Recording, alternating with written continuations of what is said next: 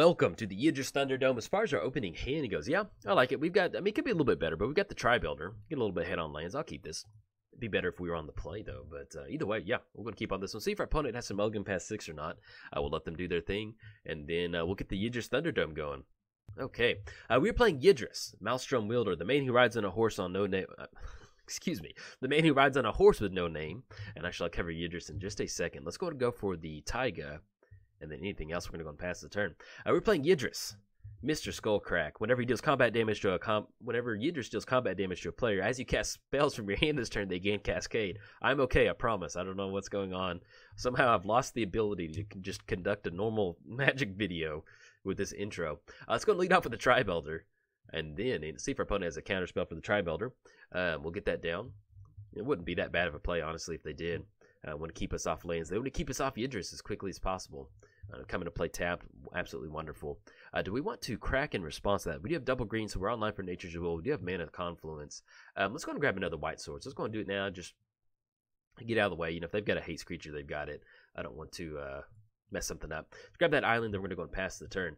Playing against Numot, the Devastator. Flying. Whenever Numot deals combat damage to a player, you may pay 3 mana, excuse me. If you do, destroy up to 2 target lands. So it's going to be the... Yeah, watch out for him. It actually reminds me, I do have a 4th of July deck with Numot, which is always a lot of fun. Let's go to get the swamp down. Do we want to go for Yidris? Let's go for it. Let's push it. Let's go. It's going to be red. It's going to be black, and then green, and then blue. See if our opponent has a counterspell, any sort of spot removal. It's going to put them on Path to Exile or something like that at the end of their turn. So if they don't cast it, then I'll feel like we're in a pretty good spot. All right, there you go. Swords of Plowshare. There we go. Had to test for it. It's one of those, you can get Yidris down, you got to go for it. So next turn, we can go for Chromatic Lantern. That'll still put us at 3 total mana. If we want to, we can probably end up going for the Suspend the Will of Fate. That way we'll be online for ripping a few more cards. And that'll be probably around the time that we're getting ready to swing in with the Yidris. Okay, draw into Stomping Ground. Yeah, let's go for the Chromatic Lantern. Yeah, I think I like that. Let's go to Chromatic Lantern. Let's go 1, 2, 3. I'm going to get the Mana Confluence down. Yeah, let's go Mana Confluence, because we're going to be able to tap, add green to our mana pool, suspend that Will of Fate, and then anything else we're going to go and pass turn to our opponent.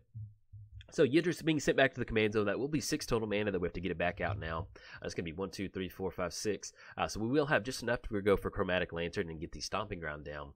So we'll see what our opponent's going to go ahead and roll out. I do know one thing, if they get down to Numot and they start blowing our lanes up, it's going to be really hard for us to kind of push past that. Ooh, opponent's going to go for Sword of Feast and Famine. That's going to be good. Get in for 4, and then have them untap their lanes. It's going to be 1, 2, 3, 4, 5, 6. So they will be able to actually get their commander down. Let's see what we're going to be able to show for it. We don't really have a... we have a couple different board wipes in here. I'm just going to get rid of the Berserkers. Well, Nature's Will, I think. We might need that Double Strike. Yeah, let's go and get down Nature's Will. Get rid of that. That Double Strike might be the deciding factor in us kind of pushing past Numot or something like that. I don't know. We'll see. All right. Opponent's going to go for Vincer.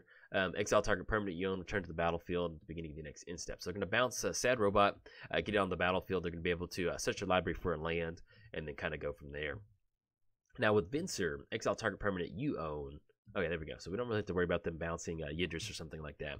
We get the suspend counter off the Wheel of Fate. And let's see what we rip into. Rip into another mountain. I guess at this point, let's go ahead and go for Yidris. It's not going to have haste, which is a little bit of a downside, but we're going to go for it. Let's get down Yidris. That's going to be 1, 2, 3. That's going to be 6 total mana. Let's go green, red, black. Make sure we tap out, and then blue, and then free colors doesn't really matter. Let's go ahead and get down Yidris. Get that down. We'll go and get down the Stomping Ground. Yeah, there's nothing else we need to do. Have that come into play. Not going to pay 2 live. And then we're going to go and pass the turn to our opponent. So, our opponent will be able to get down the Sword of Feast and Famine. Swing across, protection from green and black. Which, if you're keeping score at home, Yidris is green and black. You can see the green and black mana symbols over there. So, next turn, pretty much our only out on this one is to go for Artful Dodge. You know, if they do tap out for Numot the Devastator, that will be hard for us to go for. But, pretty much Artful Dodge is our only way out of this one. And with the Berserker's Onslaught, we're going to go and hold on to it, because the thing with Yidris is you need some spells. You got to have those spells to get those going. All right, opponent's going to swing in. We'll go and get rid of the, I guess we'll get rid of the mountain at this point right now. If we wanted to, we could get rid of Artful Dodge, but if we're going to get in a spot to where maybe we kind of storm into some stuff, we want to have as many storm spells out of the hand as possible. All right, opponent's going to get down the Sword of Feast and Famine. It's going to put them in at 1 more card, and they're going to bounce the Sad Robot. So basically going to give us one more turn just to kind of get some stuff going. Now as far as the Wheel of Fate, yeah, we're a little bit far away from that Wheel of Fate. We got 3 more suspend counters on it. All right, there we go. Put that card onto the battlefield, and then let's see if this is going to be good enough. All right, suspend for 2. And then hopefully at this point, Bloodbraid Elf, that's actually not too bad. Let's go and do this. Let's go and go for the Artful Dodge on Yidris. It's going to be 1 blue mana. Get a storm count up. Be storm count 1. And I guess at this point right now, we still have 1, 2, 3, 4, 5. We have 6 total mana. Let's just go and push in. We could give it double strike, but we just have nothing to do on the back end with that. And let's go and swing in at our opponent. We need that combat damage to be dealt to our opponent. Okay. Swinging in for a 5/4 body. We're going to get that Yidris trigger on the stack. As you cast spells from our hand this turn, they gain Cascade. And I guess at this point right now, our best bet would to go for Bloodbraid Elf. We're going to get an extra Cascade off of that. Yeah, I think so. Let's go Chromatic Lantern. Let's go red, and then let's tap out for green. Then 1, and then 2. All right, so we're going to get double Cascade. Oh, look at that beautiful Cascade. Worst case scenario, Cyclonic Rift. Okay, I like that. Let's go and bounce Venser back to the hand. We could bounce Numot back to the hand if we wanted to. They're getting close to that -8. Yeah, let's go and bounce Numot back to the hand. I kind of like that. Bounce Numot back. That's not too bad. It's going to put them on maybe having a counterspell. Get another Cascade going. Rip into Spellskite. I like that. We'll be able to at least kind of protect Yidris.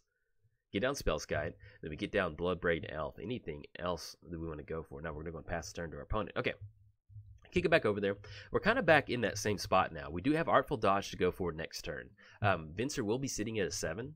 So with them having Sad Robot out there, we can at least kind of chump block with Spellskite if we need to go for that. I'd like to leave up some sort of protection for Spellskite. If they want to swing in again for the Sword of Feast of Famine, they've got it. That is going to be us getting rid of Berserker's Onslaught. We won't really have a land to go for next turn. So what we may end up doing is still going chump blocking with Spellskite, simply because we don't want them to have another untapped step. Yeah, I think I like that. We're going to miss out on spot removal. But if they had spot removal, they would have gone for it last turn. All right, creatures can't be creatures can't be blocked this turn. All right, there we go. We'll be able to swing in for 4. We're going to have to get rid of that Berserker's Onslaught. But it's not the end of the world. We're sitting at 27. All right, so we get across for 4. It's going to put us down to 23. That will be a Sad Robot trigger. We're going to have to discard the Sword of Feast of Fame and the Berserker's Onslaught. There we go. Get rid of that. And then they're going to have their untapped step, which is simply just 1 card. The good thing is that Venser is, we're getting basically back to -6 when they had to go for that -1. So they're sitting at 6, so we don't really have to worry about that. All right, opponent's going to be tapping out. It's going to be 1, 2. See what they're going to go for. Sword of Feast of Famine. Okay.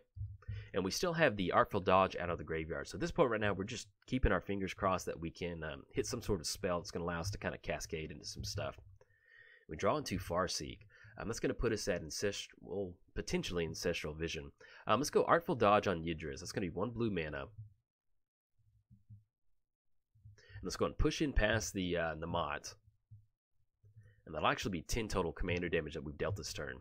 Not the best when you're sitting down a Farseek. It's not the best, but we're going to try it. Alright. Deal that combat damage. They're going to gain Cascade. Let's go ahead and go for a Farseek. That's going to be green. And then 1 black mana.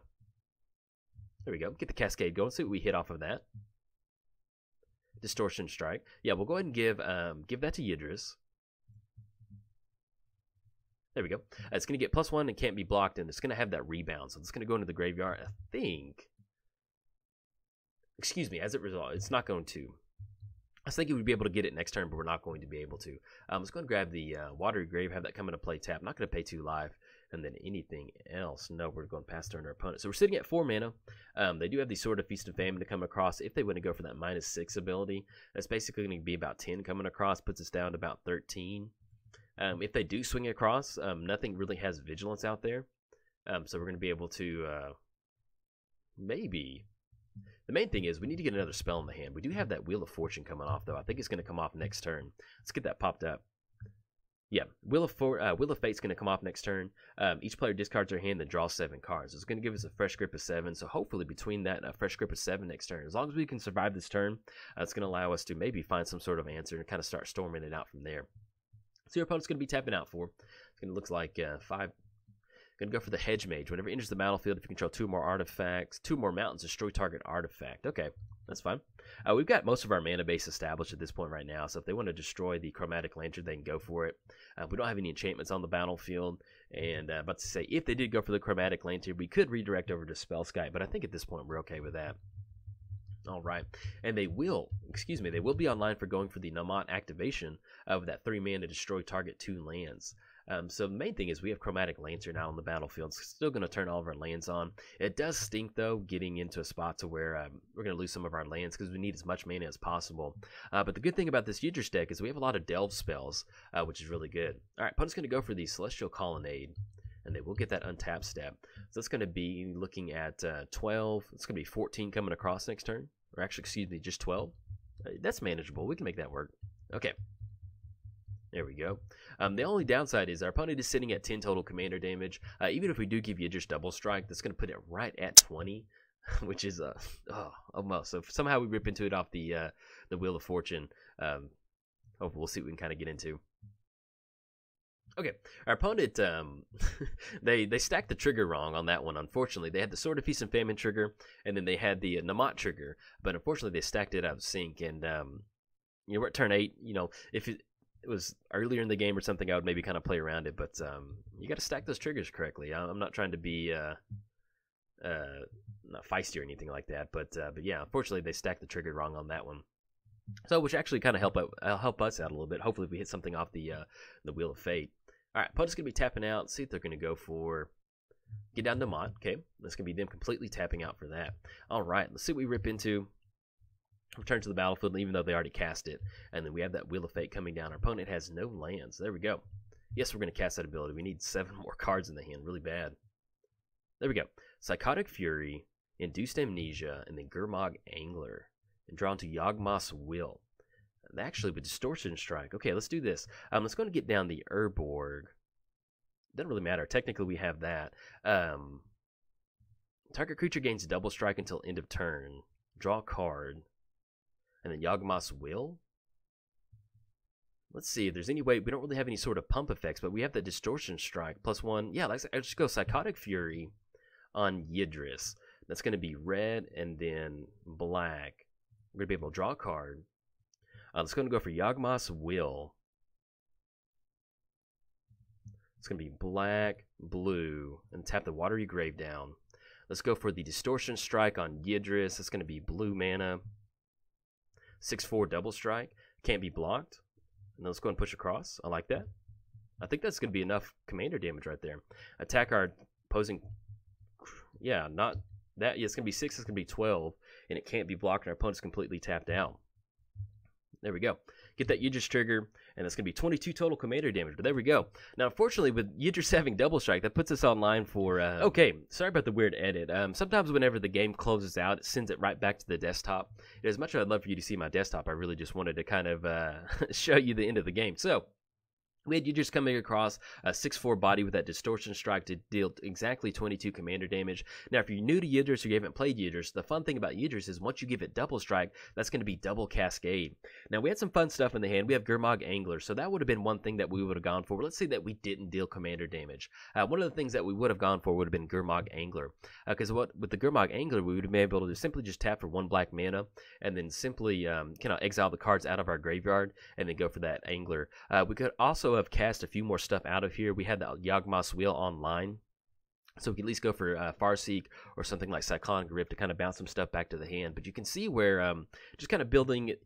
This used to be a real heavy Yidris Storm deck. It's a little bit more of a value spell deck, using stuff like Gurmag Angler to kind of generate some extra spells in late game. You can see we're simply just getting down Yidris, giving it unblockable. Swing in a couple times. It's going to be more than enough to kind of help you close it out. We do close it out against Numot. And then, unfortunately, our opponent did stack the trigger wrong to where they didn't blow those lanes up. But, unfortunately, that's Magic. You have to, I'm not getting on their opponent. I'm just saying, that's why you have to be very careful with how you stack your triggers on Magic Online, because it can make a difference in a scenario like this. So, but good game to our opponent. Definitely enjoyed it. Always enjoy playing against Jeskai. Good stuff. And if you enjoyed the video, like and subscribe. Thanks. Bye.